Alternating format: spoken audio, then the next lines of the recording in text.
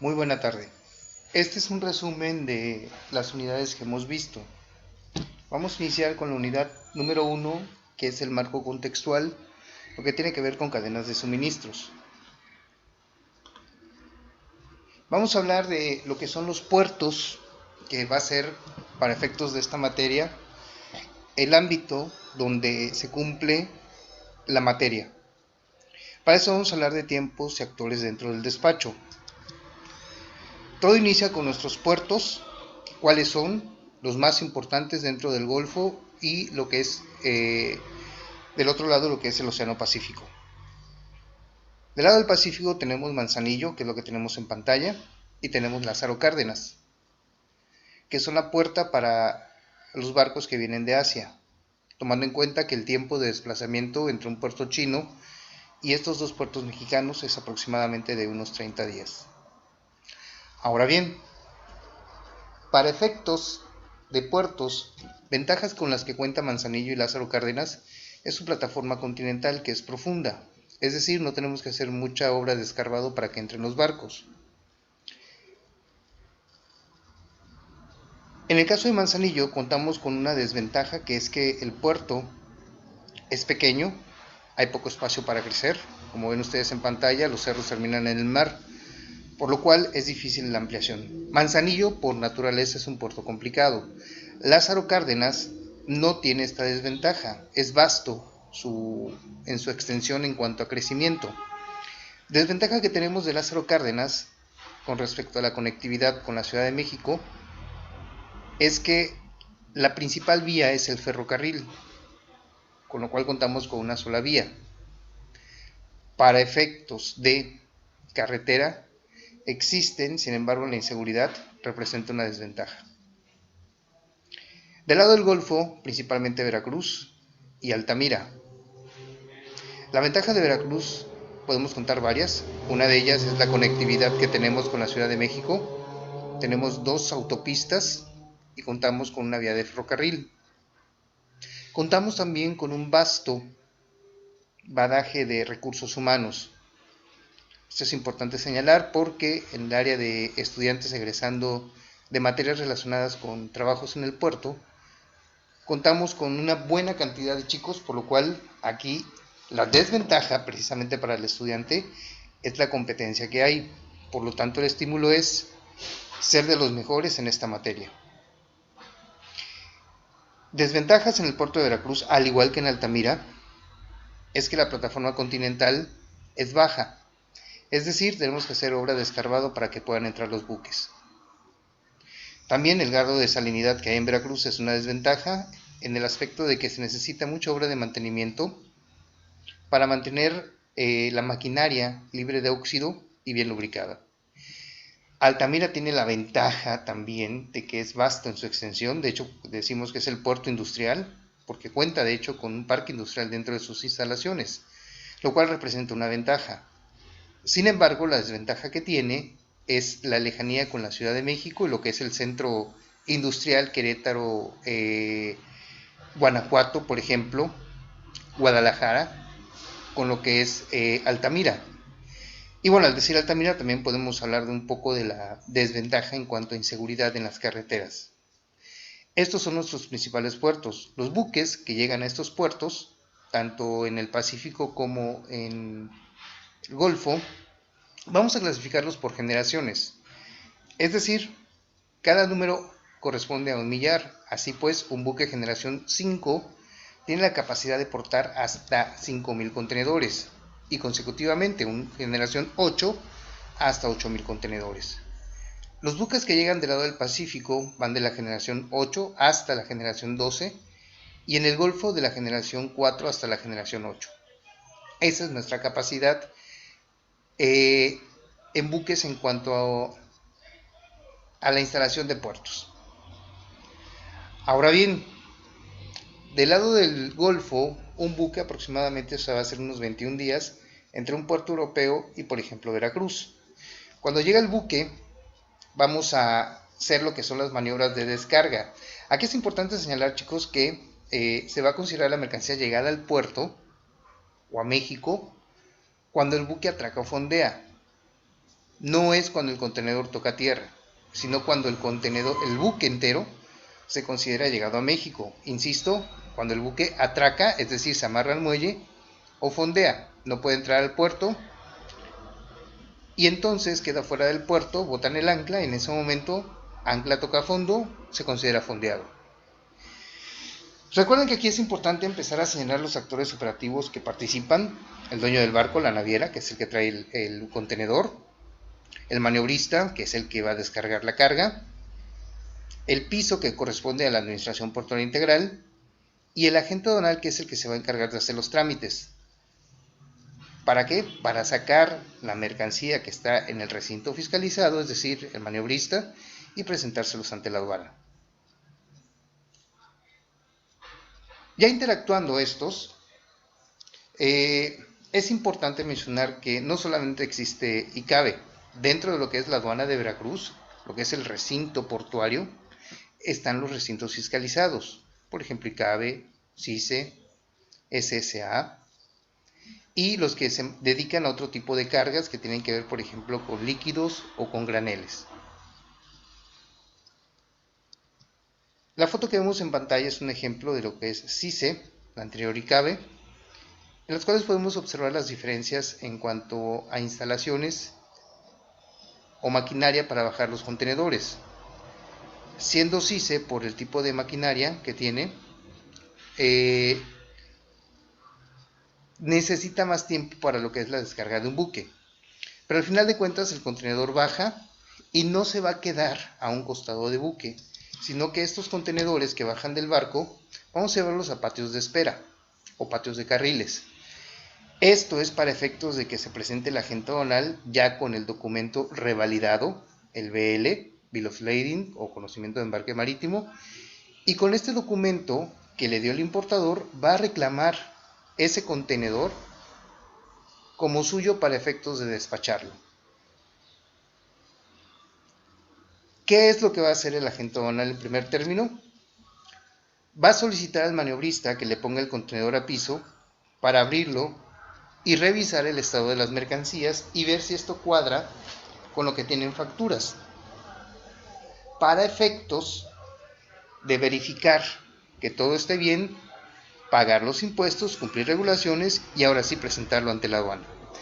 Vamos a recordar que a veces los contenedores no se los puede llevar entero el agente aduanal, porque viene consolidado con cargas de diferentes importadores.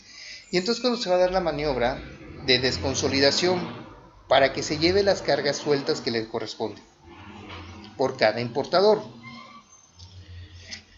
Como primer resumen, encontramos entonces que la naviera trae en su buque los contenedores. El maniobrista los almacena hasta que se presenta el agente aduanal, hace los trámites, entre ellos el examen previo, paga los impuestos y entonces lo va a presentar ante la aduana. Si lo vemos por actor operativo, lo que corresponde a cada uno, insistimos, la naviera es la que se encarga de que el buque llegue al puerto, el maniobrista va a descargar, se va a dar entonces la maniobra de revalidación, el agente aduanal va a hacer el previo, va a pagar el pedimento, es decir, el documento fiscal donde constata que se cumplieron las regulaciones y pagaron los impuestos, y entonces el agente aduanal junto con el maniobrista van a cargarla para que esto pueda ser llevado a su destino final. Si lo vemos en términos de días ya en puerto, el primero corresponde a lo que es la descarga del buque. En el segundo, entre el agente aduanal y la naviera van a hacer el trámite de revalidación, es decir, reconozco yo, naviera, que este contenedor fulanito de tal te corresponde a ti, agente aduanal, para que hagas los trámites. Entre ellos, en el día 3, dentro del recinto fiscalizado, hacer el examen previo y ya por su parte el agente aduanal hacer el pago de los impuestos. Para el quinto día estamos transportando la mercancía, por ejemplo, a Ciudad de México o a cualquier otro destino al interior del país. Una vez que llega con el cliente, en el sexto día vamos a hacer la maniobra de descarga dentro de las bodegas del importador y finalmente ese contenedor vacío vamos a regresárselo a la naviera. ¿Ok? Y con esto, jóvenes, concluimos de manera muy rápida lo que es una logística marítima. Este cuadro que ven en pantalla es lo mismo que el anterior, nada más visto desde manera horizontal. ¿Quiénes son en resumen los que van a participar en esta cadena de suministros ya en México? Y decimos en México porque recuerden que esto inicia desde, por ejemplo, Europa, cuando sale de las bodegas del que vende, París, involucramos a Le Havre como puerto y la mercancía llega aquí. Cuando llega aquí, llega en manos de la naviera, va a participar el maniobrista, el agente aduanal, obviamente la aduana y de ahí el transportista. Estos son los actores operativos y esto es lo que es nuestra unidad 1 de descubrir cuál es el escenario donde se va a desenvolver el marco legal. Vamos a hacer cambio de presentación.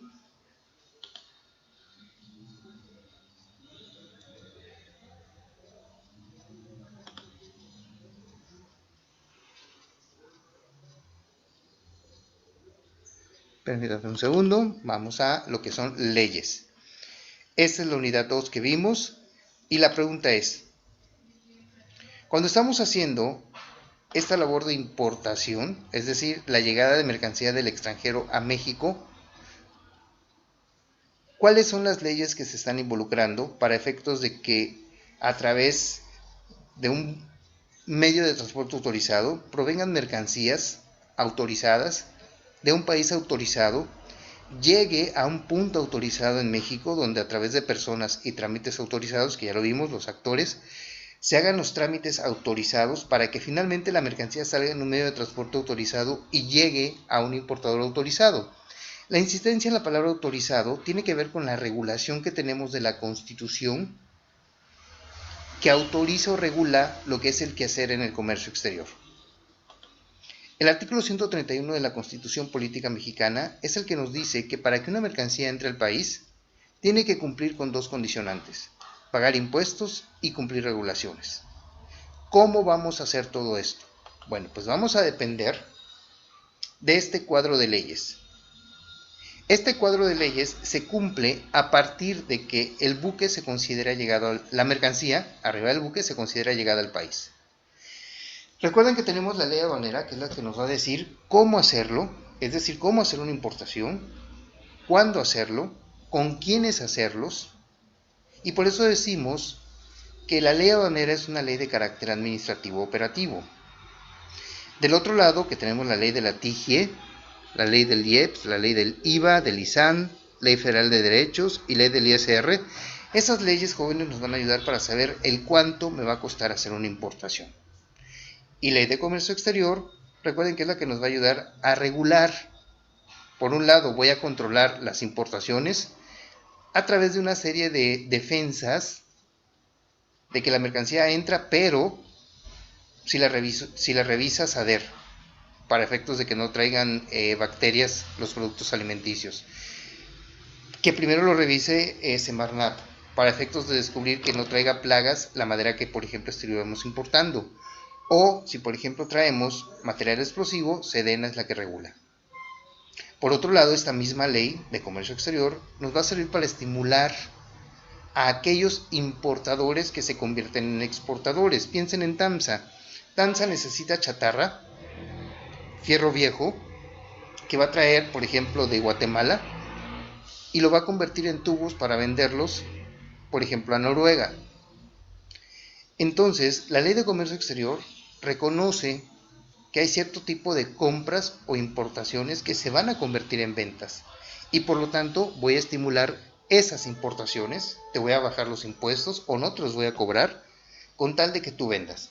Por eso la ley de comercio exterior tiene esas dos caras: por un lado regulo y por otro lado estimulo.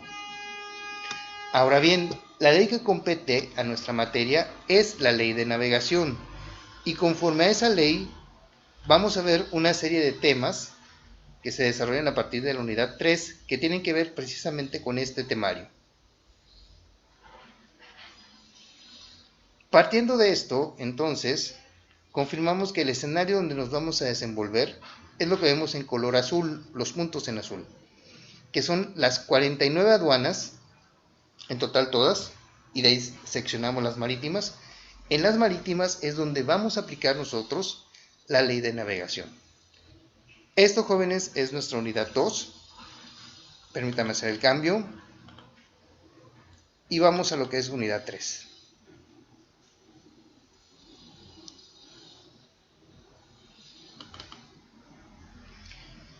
Bien, jóvenes, en nuestra unidad 3 volvemos al punto.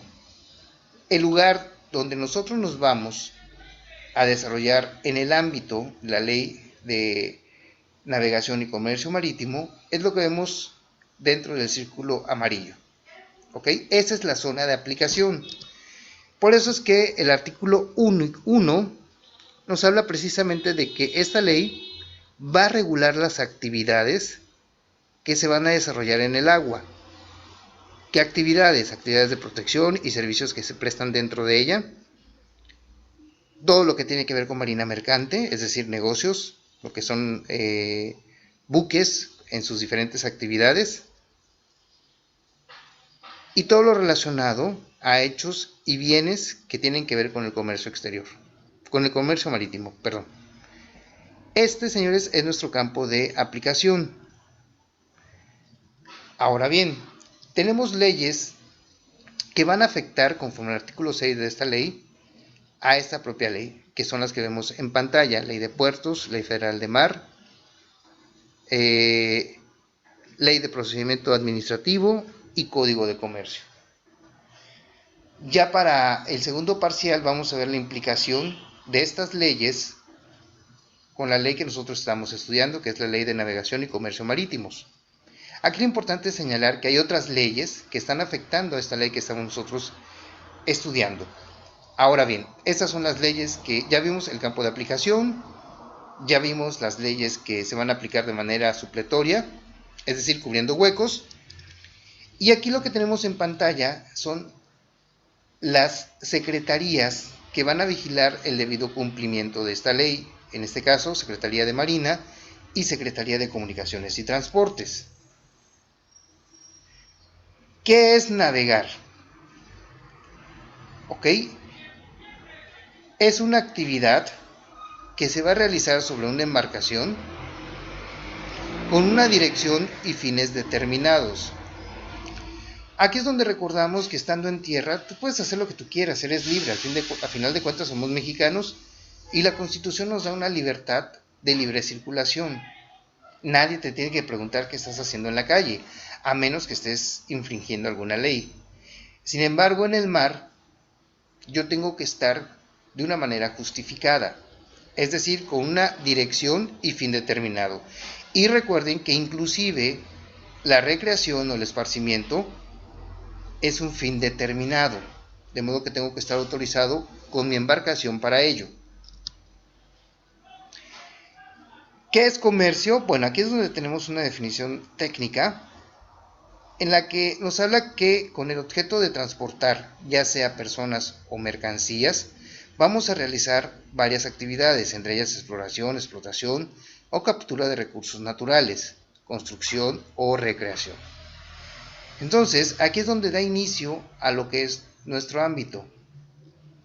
Dentro de lo que es el puerto de Veracruz, la principal actividad dentro del mar va a ser la transportación de mercancías. ¿Ok? Por eso es que nos regula a nosotros esta ley. Por supuesto que hay otras actividades, pero bueno, no son propias de nosotros. Si estuviéramos en Cancún, pues hablaríamos de esta misma ley, pero con el matiz de lo que es la recreación. Estuviéramos en Ciudad del Carmen, hablaríamos de esta ley, pero con respecto a lo que es la explotación de recursos naturales, por ejemplo el petróleo.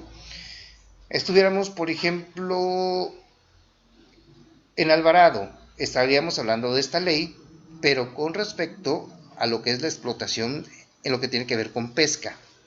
¿Ok? Entonces, dependiendo de la actividad que vamos a tener, va a ser la misma ley que nos va a regular. En el caso de nosotros, insistimos, vamos a platicar de lo que es la actividad de comercio, ¿ok? Importación de mercancías y la implicación con las exportaciones. Para esto tenemos que definir qué es una embarcación y el artículo 2 nos dice que va a ser toda construcción diseñada para navegar sobre o bajo vías navegables. Y ahí tienen ustedes ilustrado lo que es una embarcación. Por artefacto naval, todo lo que, si bien puede navegar, más bien está diseñado para estar anclado o fijado en el mar. Por ejemplo, tienen ustedes allí las plataformas petroleras. O, por ejemplo, pueden tener algún movimiento. Vamos a pensar, por ejemplo, en las pangas. ¿Ok? La diferencia entre el concepto anterior, embarcación, y esta, es que la embarcación está diseñada propiamente para navegar. Y estas, para estar fijas o de manera irregular, pueden estar siendo transportadas. Por marina mercante, vamos a entender entonces que es todo lo que hemos visto anteriormente, es decir, el conjunto de las personas físicas o morales y las embarcaciones que conforme a esta ley tengan alguna actividad relacionada con el comercio. Yendo a la parte de lo que son los actores, vamos a recordar que el propietario es el dueño, es decir, la persona física o moral que es la titular del derecho real de la propiedad. Es el dueño, puede ser el armador, ¿ok? O puede ser que yo se lo compré a un astillero y el barco es mío. Pero eso no significa que yo lo vaya a operar. Existen otros dos actores operativos. Uno es la naviera, que es el que se encarga, en resumen, de mantener de manera navegable la nave. Es decir, estos van a equipar, van a avituallar, van a aprovisionar, van a dotar a la tripulación de todo lo necesario para que el buque, tienen que ver ustedes también el combustible del propio barco, tienen que ver, por ejemplo, los medios de comunicación del barco, que por lo general es vía satelital, por estar en alta mar. Todo esto se va a encargar la agencia naviera. Y el tercer actor es el operador, es decir, la persona física o moral que no necesariamente es el dueño o el que mantiene en función el barco. No, el operador, vamos a pensar en la tripulación, en pocas palabras, ¿no? En la empresa que contrata a la tripulación para operar el buque. Es decir, ellos son los que se encargan de llevarlo de un puerto a otro. Lo que es pilotaje y zona de pilotaje va a tener el matiz de las actividades que se dan dentro de lo que es el puerto, ¿ok? Para poner un ejemplo real y que ustedes pueden verlo de manera palpable, es precisamente la zona que rodea al puerto. Siendo más, o cerrando más la idea, ustedes se paran, por ejemplo, ahí frente al Hotel Mar y Tierra, allá hay un muelle que te vas hasta el final y enfrente exactamente vas a ver el final del otro muelle, que es el de Astilleros. ¿Ok? Eso es lo que comprende en parte lo que es zona de pilotaje. Y el pilotaje tiene que ver, entre otros, con las actividades, por ejemplo, que hacen los remolcadores, de llevar precisamente las embarcaciones al muelle donde van a ser atracados o amarrados. Ahora bien, recuerden que también vimos, o se les pidió en resumen, y lo vimos en presentación, lo que es mar territorial y lo que es zona económica exclusiva. Por mar territorial, recuerden que es esa zona paralela a lo que es la costa hasta 22 kilómetros. Y ese es el ámbito de aplicación de esta ley en comento. La zona económica exclusiva, que la vamos a ver más adelante, tiene que ver con esa zona de México para explotar los recursos naturales. ¿Ok? Petróleo, pesca, exploraciones, si es que se dan. Esa zona es exclusivamente de nosotros para cuestiones de explotación económica. Y con esto, jóvenes, terminamos lo que es la introducción a lo que es la ley de navegación y comercio marítimos. Y con esto concluimos nuestro resumen de lo que es la unidad 1, 2 y 3. Muchas gracias.